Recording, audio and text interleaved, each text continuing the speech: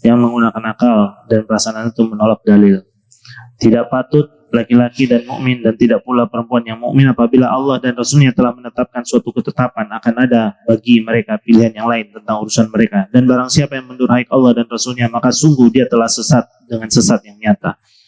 Ya, kita sudah suruh hidup berjamaah, harus punya pemimpin, kita masih ada pilihan lain lagi. Padahal sudah ditetapkan sama Allah. Maka nih adalah kesesatan yang nyata. Nah, taat perkara yang penting dalam hidup. Bagaimana hidupmu, begitulah matimu. Dunia bukan kampung halaman kita, Bunda. Dunia ini tempat merantau.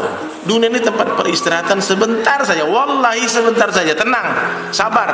Malaikat maut pasti akan datang. Setiap hari 70 kali dia silaturahmi menatap wajah kita. Tiap hari. Allah pastikan kedatangannya, namun Allah rahasiakan caranya dan waktunya di mana. Tapi clue dia beritahu. Bagaimana hidupmu, begitulah matimu. Maka sibukkan di dalam ketaatan. Tidak lama Pak, Bu, teman-teman sekalian, mentaati Allah dan Rasul ini nggak lama, sampai mati saja. Kalau nanti sore mati, berarti sampai nanti sore aja. Kalau besok, berarti sampai besok saja. Bapak Ibu sekalian dalam hati Allah Ta'ala, ingat, ketaatan kepada Allah dan Rasulnya itulah perkara yang paling penting dalam kehidupan kita. Tidak ada perkara yang lebih penting dari itu. Taatlah pada Allah dan Rasulnya. Ya, kita disuruh taat, hidup berjamaah, punya pemimpin, taati. Di sini ada yang belum bayat pada jamaah? Ada yang angkat tangan? Yang belum ada dalam jamaah? Semua sudah? Ada yang belum? Ya, nanti kita lanjut ya. Ini runtuhnya Turki, Khilafah Turki Utsmani. Ya, panjang videonya, cuma waktu karena mepet, saya lanjut. Ini pemimpin yang akhirnya matinya pun tidak diterima oleh bumi ya. Nah, ada video-videonya, cuma kita lanjut aja. Ini khilafah, berbeda dengan sistem pemerintahan manapun. Nah, dulu pembebasan Yerusalem oleh Salahuddin Al-Ayyubi. Bagaimana juga kita jamaah muslimin, bagaimana memperjuangkan bebasnya Al-Aqsa. Al-Aqsa. Sekali lagi, Al-Aqsa. Usul saya, video-video tentang perjuangan-perjuangan Islam ini kan banyak. Ada Muhammad Al-Fatih, ada Salahuddin Al-Ayyubi, ada Khalid bin Walid. Film-filmnya tuh banyak. Buatlah masjid kita ini hidup. Ini ada yang menginspirasi saya, ada masjid di Jogja namanya Muslim United. Dia buat di lantai 2-nya itu bioskop, Pak. Bioskop di dalam masjid. Ya, di lantai 2, di bawah ruko ya, ruko tapi dia jadikan masjid, di bawah masjid, di lantai 2-nya itu dia buat seperti gedung bioskop. Yang di film putar apa? Kisah 25 Nabi dan Rasul. Terus kisah pejuang-pejuang Islam seperti ini. Anak muda kita banyak yang tidak tahu sejarah. Aktifkan di sini Pak. Buat kegiatan itu, hidupkan, datangkan orang-orang datang anak muda supaya tahu sejarah Islam. Ya, supaya semangat seperti tadi. Banyak yang tidak tahu kisahnya Salahuddin Al-Ayyubi. Yang kisahnya perang salib pertama, Baitul Maqdis direbut oleh kaum muslimin ya. Banyak nih perang-perangnya melawan pasukan Tartar ya. Khilafah di Irak sampai diserbu dengan bangsa Mongol. Wah, khalifah aja 1 juta tentara kalah. Begitu mau masuk Mesir, diancam Mesir. Kalian kekhilafan aja udah takluk, apalagi kalian yang jumlahnya tidak seberapa banyak. Akan kami lumat kalau kalian melawan. Tapi ini orang Mesir melawan. Akhirnya tentara Tartar tuh yang begitu kuat, tidak pernah kalah, takluk sama tentara Mesir yang jumlahnya hanya sedikit gitu ya. Jadi banyak kisah-kisah pasukan sedikit bisa mengalahkan tentara yang jumlah besar. Sanksi menyembunyikan kebenaran. Nah, ini saya angkat supaya kita tuh sadar. Surat Al-Baqarah ayat 42. Dan janganlah kamu campur adukan kebenaran dan kebatilan. Dan janganlah kamu sembunyikan kebenaran sedangkan kamu mengetahuinya. Kita tahu kebenaran al-jamaah. Kebenaran punya imam adalah punya keutamaan. Begitu banyak gitu ya. Daripada sholat berjamaah, ini kita hidup berjamaah. Jauh lebih utama gitu. Ketika kita diam nih, Allah memberikan teguran ya. Mereka itulah yang dilaknat Allah dan dilaknat pula oleh semua makhluk yang dapat melaknati mereka. Ini surat Al-Baqarah. Ya. Kita dilaknat, Pak. Kalau kita mendiamkan kebenaran cuma hanya milik kita sendiri, milik keluarga kita, sampaikan tetangga kita, sampaikan ke saudara-saudara kita yang lain. tentang kebenaran al-jamaah. Nih, wajib bersatu dalam jamaah kaum muslimin dan haram berpecah belah. Hadisnya panjang ya. Rasulullah bersabda, hadisnya panjang, tapi saya ambil poinnya. Engkau harus tetap komitmen terhadap jamaah muslimin dan imam mereka. Hadis riwayat Bukhari dan Muslim. Jadi jelas tagline-nya di situ, kalian komitmen ya kepada jamaah muslimin dan imam mereka. Nah, kami berada dalam jamaah muslimin dan pemimpin kami di sini adalah imam muslimin. Imamnya kaum muslimin. Ya. Karena ini seperti Anas bin Malik radhiyallahu an. Rasulullah SAW bersabda, akan datang kepada manusia suatu zaman orang yang berpegang teguh pada agamanya seperti mereka menggenggam bara api gitu ya. Sekarang nanti ajaran dari mana tuh? Berjamaah, baiat dan lain sebagainya. Padahal itu syariat Islam. Ya. Nah, ini Wali Al-Fatah yaitu imam pertama dari jamaah muslimin Hizbullah semenjak tahun 53. Ya, beliau diangkat itu atas rekomendasi ulama-ulama, ada dari Muhammadiyah, yang saya tahu ada yang dari NU kalau nggak salah ya, atau dari Persis, itu mengangkat beliau. Semua musyawarah mengangkat yang namanya Wali Al-Fatah, Dr. Wali Al-Fatah. Beliau dulu aktif di Masumi ya. Nah, ini ya hasil musyawarah ulama membayat beliau menjadi imam muslimin tahun 53 hingga wafat tahun 76. Jadi menjadi imam ketika itu selama 23 tahun. Ketika beliau diangkat menjadi imam, beliau mengutus di seluruh dunia sudah ada nggak nih pemimpinnya umat Islam? Karena tidak boleh ada dua pemimpin pada satu masa. Ya, cek di seluruh dunia, ternyata tidak ada. Ya sudah, berganti kepemimpinan dari Wali Al-Fatah pada wali kedua tahun 76. Ya, ini membangun kesatuan umat dengan prosedur al-jamaah, bukan dengan pola barat dan timur. Ya, kita lanjut. Rasulullah SAW bersabda, aku perintahkan kepada kamu sekalian muslimin 5 perkara sebagaimana Allah telah memerintahkanku dengan 5 perkara itu. Pertama, berjamaah, mendengar, taat, hijrah dan jihad fi sabilillah. Hadis riwayat Ahmad. Jadi berjamaah itu perintah, Pak. Hidup berjamaah itu perintah agar kita bisa mendengar dan taat pada pemimpin. Ini wajibnya hidup berjamaah, ya. Oke, dengan hidup berjamaah dan memiliki pemimpin, umat Islam akan mendapatkan kekuatan dari Allah. Ini seperti disebutkan Rasulullah SAW dalam sabdanya yang artinya tangan Allah bersama al-jamaah.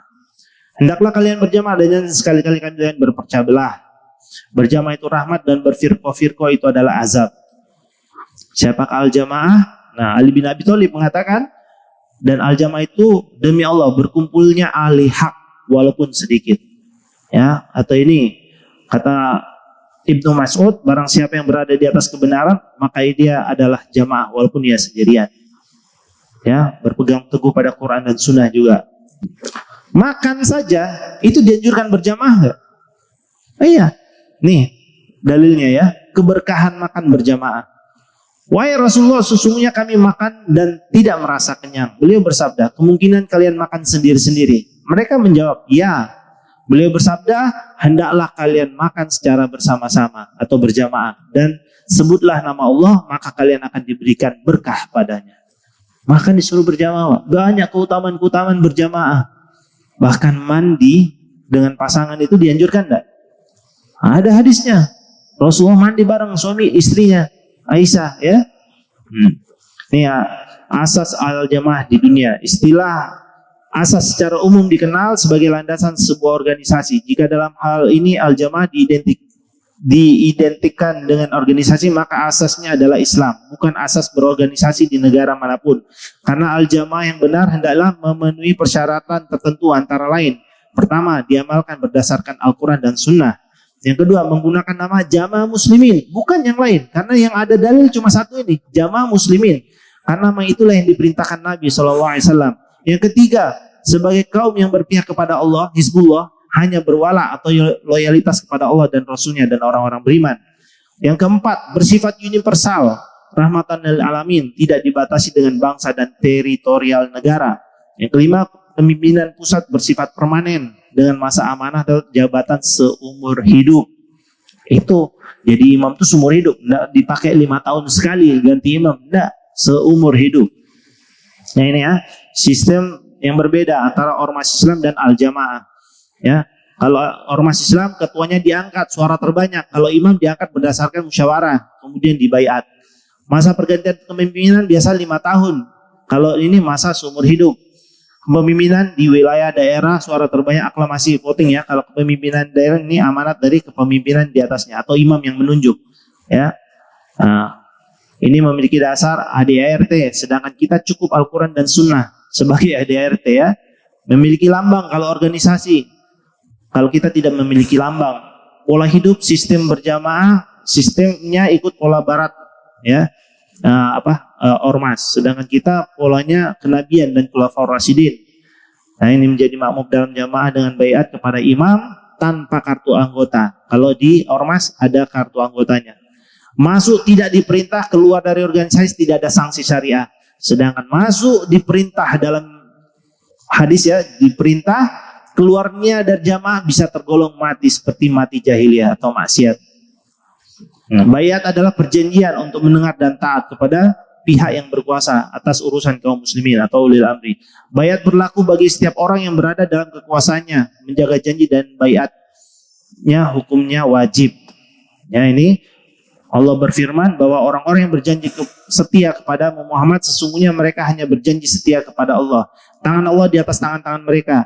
Maka barang siapa melanggar janji sesungguhnya dia melanggar janjinya sendiri, dan barang siapa menepati janjinya kepada Allah maka dia akan memberinya pahala yang besar. Kita lihat ya, ini tentang baiat.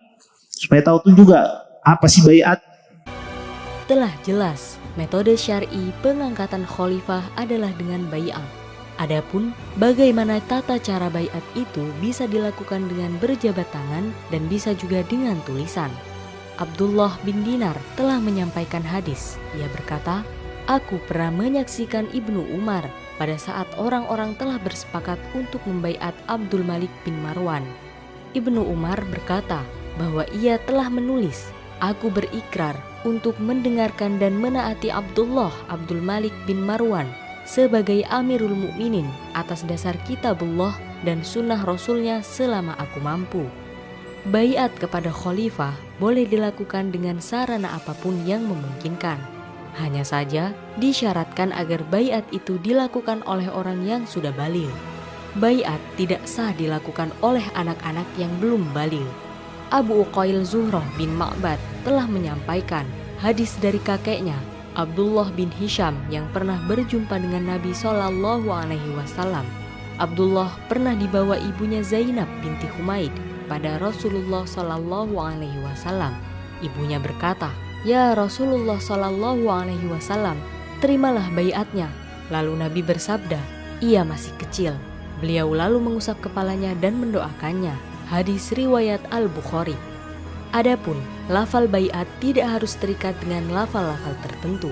Akan tetapi, lafal baiat seorang muslim kepada khalifah tentu harus mengandung makna sebagai baiat untuk mengamalkan kitabullah dan sunnah Rasulnya, serta harus mengandung makna kesanggupan untuk menaati khalifah dalam keadaan sulit atau lapang, disenangi atau tidak disenangi. Manakala pihak yang membaiat telah memberikan baiatnya kepada khalifah, baiat itu menjadi amanah di atas pundak pihak yang membaiat yang tidak boleh mereka cabut. Sebab baiat ditinjau dari segi legalitas terwujudnya kekhilafahan, merupakan hak yang harus dipenuhi. Jika baiat itu telah diberikan, maka wajib untuk terikat dengannya. Kalau pihak yang memberikan baiat itu menariknya kembali, maka hal itu tidak diperbolehkan. Di riwayat Sahih Al-Bukhari dari Jabir bin Abdullah radhiyallahu an disebutkan bahwa seorang Arab Badui telah membaiat Rasulullah SAW atas dasar Islam. Kemudian ia menderita sakit. Lalu ia berkata, "Kembalikan baiatku kepadaku." Akan tetapi beliau menolaknya. Lalu orang itu datang lagi dan berkata, "Kembalikan baiatku kepadaku." Nabi SAW kemudian keluar. Lalu beliau bersabda, "Madinah ini seperti tungku atau tukang besi yang bisa membersihkan debu-debu yang kotor dan membuat cemerlang kebaikan-kebaikannya." Hadis riwayat Al-Bukhari. Dari Nafi' juga diriwayatkan bahwa ia berkata, Abdullah bin Umar pernah berkata kepadaku, aku pernah mendengar Rasulullah Shallallahu Alaihi Wasallam bersabda, siapa saja yang melepaskan tangan dari ketaatan, ia pasti menjumpai Allah pada hari kiamat tanpa memiliki hujah. Hadis riwayat Muslim. Jadi gitu ya, baiat itu boleh juga bersurat.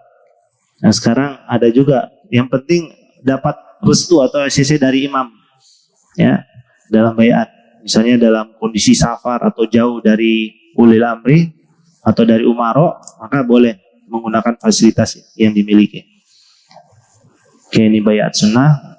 Prosedur praktis yang bisa menyempurnakan pengangkatan khalifah sebelum dibaiat telah dicontohkan secara langsung oleh Khulafaur Rasyidin yang datang setelah wafatnya Rasulullah Shallallahu Alaihi Wasallam dengan tata cara yang berbeda-beda. Mereka adalah Abu Bakar radhiyallahu an, Umar bin Khattab radhiyallahu an, Utsman bin Affan radhiyallahu an, Ali bin Abi Thalib karamallahu wajhah. Dalil ini merupakan ijma' sahabat, sebab seluruh sahabat mendiamkan dan menyetujui tata cara itu. Padahal, tata cara itu termasuk perkara yang harus diingkari seandainya bertentangan dengan syariah. Sebab, perkara tersebut berkaitan dengan perkara terpenting yang menjadi sandaran keutuhan institusi kaum muslim dan kelestarian pemerintahan yang melaksanakan hukum Islam. Dari pengkajian dan penelitian terhadap peristiwa pengangkatan Khalifah Abu Bakar, didapati bahwa sebagian kaum muslim telah berdiskusi di Saqifah Bani Saidah. Mereka yang dicalonkan adalah Sa'ad bin Ubadah, Abu Ubaidah al-Jarrah, Umar bin Khattab, dan Abu Bakar. Hanya saja, Umar bin al-Khattab dan Abu Ubaidah tidak rela menjadi pesaing Abu Bakar, sehingga seakan-akan pencalonan itu hanya terjadi di antara Abu Bakar dan Sa'ad bin Ubadah saja, bukan yang lain. Dari hasil diskusi itu, dibaiatlah Abu Bakar. Kemudian, pada hari kedua, kaum muslim diundang ke Masjid Nabawi, lalu mereka membaiat Abu Bakar di sana. Dengan demikian, baiat di Saqifah adalah baiat in'iqad. Dengan itulah Abu Bakar menjadi khalifah kaum muslim. Sementara itu, baiat di masjid pada hari kedua merupakan baiat taat. 3 bulan sebelum kematiannya, Abu Bakar memanggil kaum muslim untuk meminta pendapat mereka mengenai siapa yang akan menjadi khalifah kaum muslim sepeninggalnya. Ketika telah selesai meminta pendapat kaum muslim, akhirnya Abu Bakar mengetahui pendapat mayoritas kaum muslim. Maka ia pun mencalonkan Umar agar Umar menjadi khalifah setelahnya. Penunjukan atau pencalonan itu bukanlah merupakan akad pengangkatan Umar sebagai khalifah setelah Abu Bakar. Sebab setelah wafatnya Abu Bakar, kaum muslim datang ke masjid dan tetap membaiat Umar untuk memangku jabatan kekhilafahan. Artinya, dengan baiat inilah Umar sah menjadi khalifah kaum muslim, bukan dengan proses pengumpulan pendapat kaum muslim, juga bukan dengan proses penunjukan oleh Abu Bakar.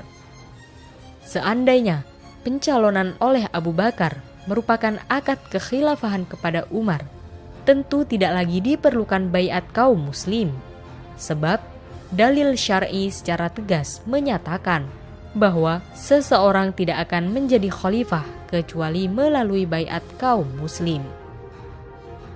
Ketika Umar tertikam, kaum muslim memintanya untuk menunjuk penggantinya, namun Umar menolaknya.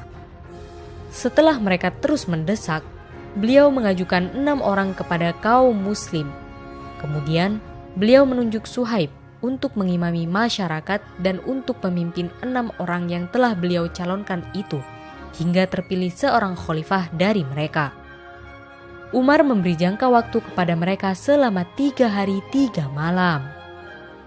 At-Tabari dalam Tarikh At-Tabari oleh Ibnu Qutaibah, pengarang buku Al-Imamah wa As-Siyasah yang lebih dikenal dengan sebutan Tarikh Al-Khulafa, dan oleh Ibnu Sa'ad dalam Tabaqat Al-Kubra menceritakan, Umar berkata kepada Suhaib, "Jika 5 orang telah bersepakat dan meridhoi seseorang untuk menjadi khalifah, sementara yang menolak satu orang, maka penggallah orang yang menolak itu dengan pedang. Kemudian Umar menunjuk Abu Thalhah Al-Ansori bersama 50 orang lainnya untuk mengawal mereka. Beliau menugasi Miqdad untuk memilih tempat mengadakan pertemuan bagi 6 calon itu. Kemudian, setelah Umar wafat dan setelah para calon berkumpul, Abdurrahman bin Auf berkata, "Siapa di antara kalian yang bersedia mengundurkan diri dan bersedia menyerahkan urusannya untuk dipimpin oleh orang yang terbaik di antara kalian?" Semuanya diam. Abdurrahman bin Auf berkata lagi, "Aku mengundurkan diri." Lalu Abdurrahman mulai meminta pendapat mereka satu persatu. Ia menanyai mereka, seandainya perkara itu diserahkan kepada masing-masing, siapa di antara mereka yang lebih berhak?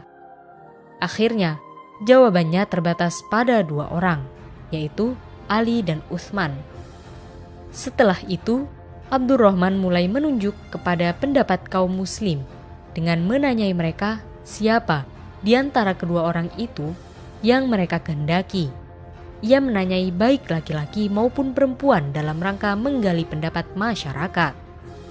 Abdurrahman bin Auf melakukannya bukan hanya pada siang hari, tetapi juga pada malam hari.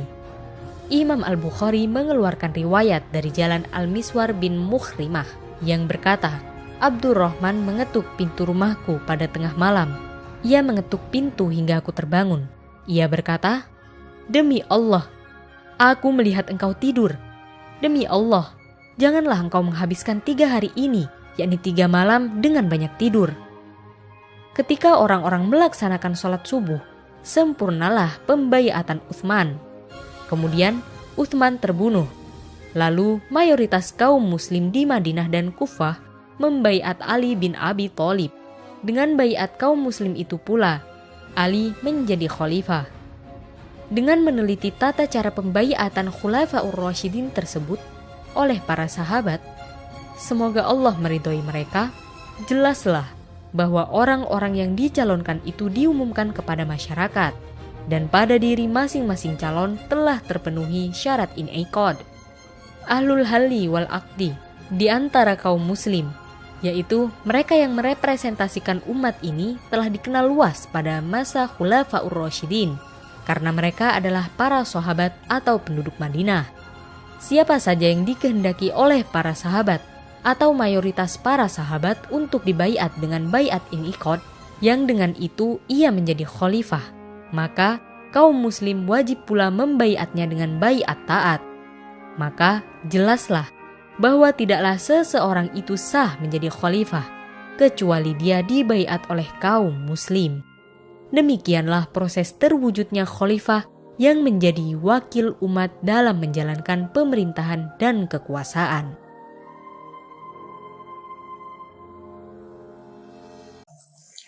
Nah, media memberitakan corona takutnya luar biasa kita. Al-Quran beritakan pedihnya neraka, manusia cueknya luar biasa. Bukan kurang imun, tapi kita kurang iman.